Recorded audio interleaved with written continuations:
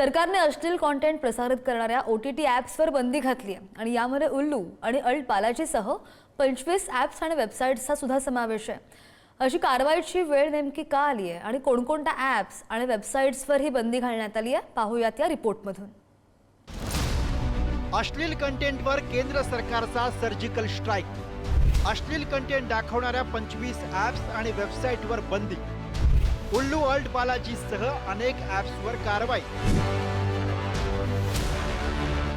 गेल्या काही वर्षांपासून OTT प्लॅटफॉर्म्स आणि विविध ॲप्सवर प्रदर्शित होणाऱ्या अश्लील आणि विडंबनात्मक कंटेंटबाबत चिंता व्यक्त होत होती। यावर आता लगाम घालण्यासाठी केंद्र सरकारनं कठोर भूमिका घेतली आहे। माहिती आणि प्रसारण मंत्रालयाने थेट 25 ॲप्स आणि वेबसाईटवर बंदी घातली आहे। यामध्ये Ullu, ALTBalaji, Big Shots app, Desiflix, BoomEx, Navarasa Lite आणि गुलाब ॲप यांसारख्या प्लॅटफॉर्मचा समावेश आहे। डिजिटल प्लॅटफॉर्म्सवर नियंत्रण ठेवणं आणि अश्लील कंटेंटचा प्रसार रोखणं हा या कारवाई मागचा उद्देश सांगितला जातोय।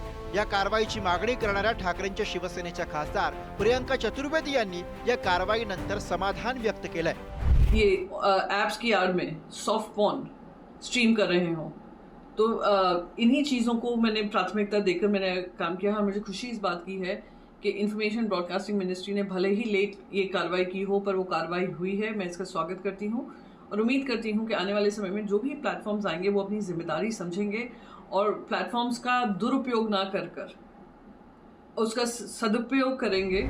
या कारवाई मागे सर्वोच्च न्यायालयाच्या सूचना कारणीभूत ठरल्या आहेत। सर्वोच्च न्यायालयानं एप्रिल महिन्यात यासंबंधीच्या एका जनहित याचिकेवर सुनावणी करताना केंद्र सरकार आणि अनेक डिजिटल प्लॅटफॉर्म्सना नोटीस बजावली होती।